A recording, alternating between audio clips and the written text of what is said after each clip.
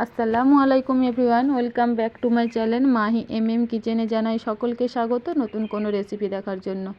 আজকের রেসিপি তালের কদম পিঠা। দেখতে যেমন সুন্দর, খেতে হয় তার থেকে অনেক বেশি মজা। স্বাদে ও গন্ধে হবে সেরা সেরা। যারা তাল খেতে পছন্দ করো তারা কিন্তু ঝটপট এইভাবে বাড়িতে একবার তালের কদম পিঠা বানিয়ে দেখতে পারো। আর অসময়ে তালের কদম পিঠা খেতে কিন্তু হয় অসম্ভব মজার।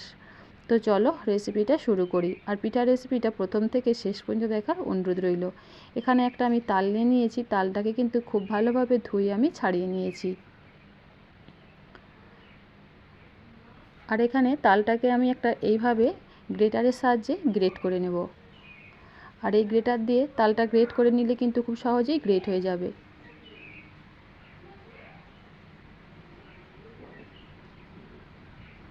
দেখো এখানে তালের পাল্পটা কিন্তু খুব সুন্দরভাবে আমি বার করে নিয়েছি। এবার আমি একটা স্ট্রেনার দিয়ে পাল্পটাকে খুব ভালোভাবে ছেঁকে নেব। তো এখানে তালটা কিন্তু একদম ফ্রেশ, আমার তালের পিউরি রেডি হয়ে গেছে। এবার আমি পিঠার জন্য ডো তৈরি করে নেব। তার জন্য প্যানের মধ্যে আমি 1.5 কাপ পরিমাণ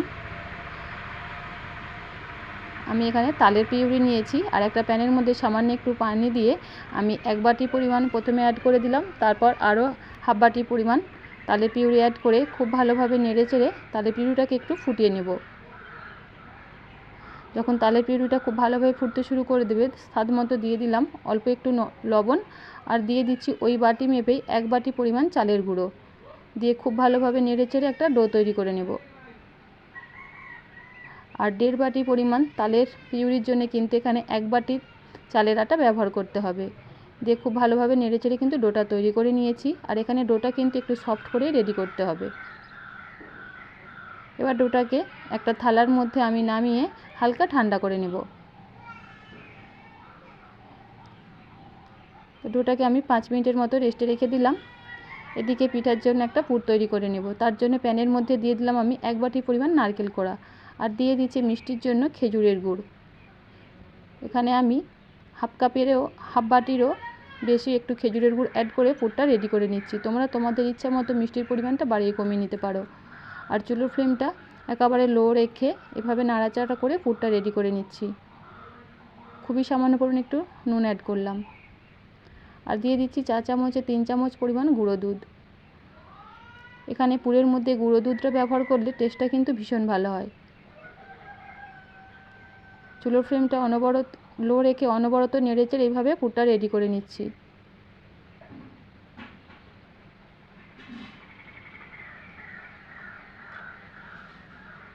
নামানোর আগে হাফ টিস্পুনের মতো কম একটু আমি ঘি অ্যাড করেছি। এতে কিন্তু ফ্লেভারটা ভীষণ ভালো হয়। চাইলে কিন্তু তোমরা দিতে পারো, নাহলে স্কিপ করে দিতে পারো। তো এই যে এখানে কিন্তু আমার নারকেলের পুরটা খুব সুন্দরভাবে রেডি হয়ে গেছে। একটা প্লেটের মধ্যে নামিয়ে ভালোভাবে ঠান্ডা করে নেব। এদিকে আমি 1 বাটি পরিমাণ গোবিন্দভোগ চাল আধ ঘন্টা আগে ভিজিয়ে রেখেছিলাম। এবার একটা স্ট্রেনার দিয়ে খুব ভালোভাবে পানিটা ঝরিয়ে নিয়েছি। এবার একটা প্লেটের মধ্যে চালটাকে আমি নিয়ে নিলাম। হাফ টিস্পুনের মতো আমি এখানে ঘি অ্যাড করলাম। খুব ভালোভাবে নেড়েচেড়ে মিশিয়ে নিলাম। এতে কিন্তু ফ্লেভারটা ভীষণ ভালো হবে। আচ্ছা, আমি এখানে গোবিন্দভোগ চাল অ্যাড করেছি দিয়ে পিঠাটা বানাবো। তোমরা চাইলে কিন্তু এখানে বাসমতি চাল দিয়েও পিঠাটা বানাতে পারো।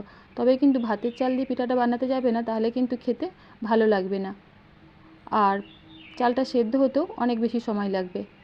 দেখো ডোটা যখন হালকা গরম থাকবে ঠিক সেই পর্যায়ে এখানে আমি খুব ভালোভাবে ডোটাকে একটু মেখে নিচ্ছি। আর ডোটা কিন্তু একটু সফট করে রেডি করেছি, তোমরা দেখেই নিশ্চয়ই বুঝতে পারছো। এবার আমি ডো থেকে ছোটো ছোটো করে লেচি কেটে নেব। ঠিক যে সাইজের আমি পিঠা বানাবো তেমনভাবেই কেটে নিচ্ছি। তো এখানে একটা লেচি নিয়েছি, নিয়ে হাতের সাহায্যে একটু গোল করে নেব। আর সামান্য একটু ঘি লাগিয়ে নিয়েছি। গোল করে এভাবে চ্যাপটা করে এবার বাটি শেপে তৈরি করে নিচ্ছি। ডোটা কিন্তু খুব ভালোভাবে মাখা হলে বাটিটা কিন্তু খুব সুন্দরভাবে রেডি হবে। বাটির মধ্যে কোনো ফাটলের সৃষ্টি হবে না। আর একটু বাটিটা আমি পাতলা করেই তৈরি করছি, তাহলে কিন্তু পিঠাগুলো খেতে অনেক বেশি মজা লাগবে। এবার আমি পরিমাণ মতো নারকেলের পুর দিয়ে দিলাম। দিয়ে খুব ভালোভাবে বাটির মুখটাকে বন্ধ করে দেব। দেখো ঠিক এইভাবেই বন্ধ করে দিয়েছি। আবারও কিন্তু হাতের সাহায্যে ঘুরিয়ে ঘুরিয়ে আমি গোল করে নিচ্ছি। তো এইভাবেই কিন্তু আমি সমস্ত পিঠাগুলো বানিয়ে নিচ্ছি। তো আরও একটা পিঠা তোমাদের আমি বানিয়ে দেখাচ্ছি। বানানো কিন্তু খুবই সহজ, আর এই পিঠাগুলো খেতে হয় অসম্ভব মজার।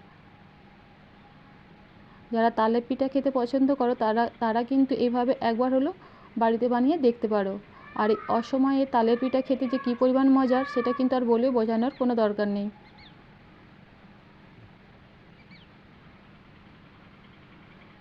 দেখতেই পেলে আরও একটা পিঠা কিন্তু আমি এইভাবে ঘুরিয়ে ঘুরিয়ে হাতের সাহায্যে গোল শেপ করে নিলাম।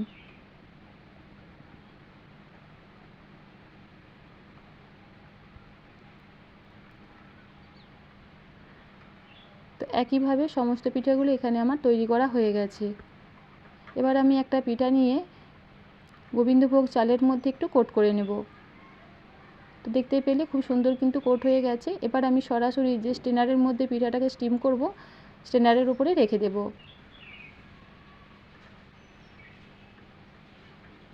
আরও একটা পিঠা এইভাবে আমি বানিয়ে নিলাম। তো একে একে সমস্ত পিঠাগুলোই কিন্তু আমি চালের মধ্যে কোট করে নিয়েছি। আর এই পিঠাগুলো গোবিন্দভোগ চাল দিয়ে বানালে কিন্তু খেতে ভীষণ ভালো লাগে।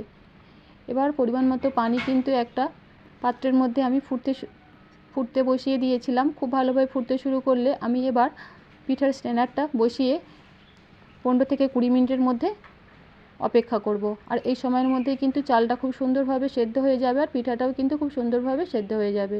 দেখতেই পাচ্ছ পিঠাটা আমার কত সুন্দরভাবে রেডি হয়েছে। এবার খুব ভালোভাবে পিঠাটা ঠান্ডা করে একটা প্লেটের মধ্যে পরিবেশন করে নিচ্ছি।